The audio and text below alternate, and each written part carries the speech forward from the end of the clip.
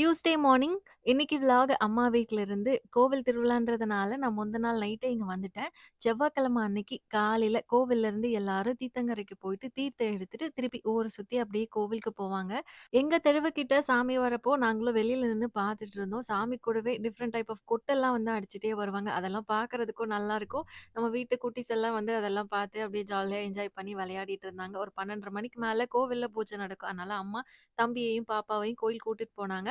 கோவில் கொடனாலே அன்னைக்கு நாங்க மருதாணி வைப்போம். அதனால ஈவினிங் போல தோட்டத்துக்கு போயிருந்தோம் மருதாணி பறிக்கிறதுக்காக.